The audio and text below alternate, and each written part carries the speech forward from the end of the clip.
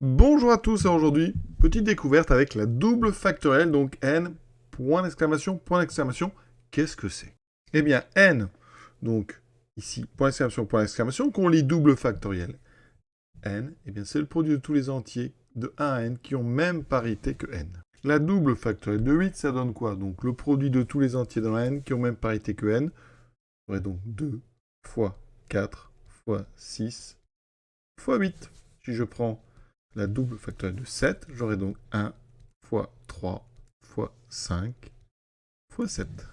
Donc, si n est pair, c'est tout simplement le produit de tous les nombres pairs qui sont inférieurs ou égaux à n, et supérieur ou égaux à 2, donc double factorielle de 10, ça fera 2 fois 4 fois 6 fois 8 fois 10. Double factorielle de 12, c'est donc le double factorielle de 10, que vous multipliez par 12. Donc 2 fois 4 fois 6 fois 8 fois 10 fois 12. Pour les nombres impairs, c'est donc le produit de tous les nombres impairs, supérieur ou égal à et inférieur ou égal à votre nombre. Donc double factoriel de 9, c'est 1 fois 3 fois 5 fois 7 fois 9. Pour double factoriel de 11, ça donnera donc double factoriel de 9 fois 11.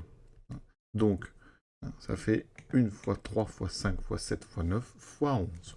Par convention, la double factorielle de 0, c'est 1.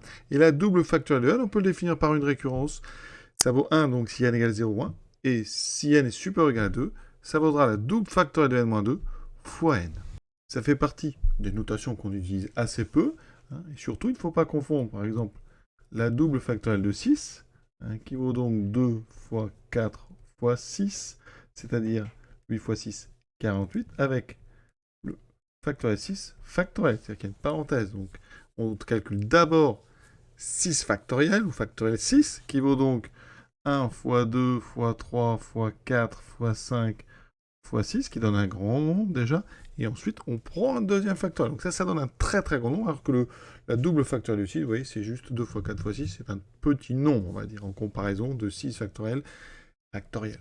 L'intérêt de tout ça n'est pas énorme, on s'en sert assez peu, mais ça peut donner lieu à des égalités assez jolies, comme par exemple n factoriel égale double factoriel de n multiplié par le double factoriel de n moins 1.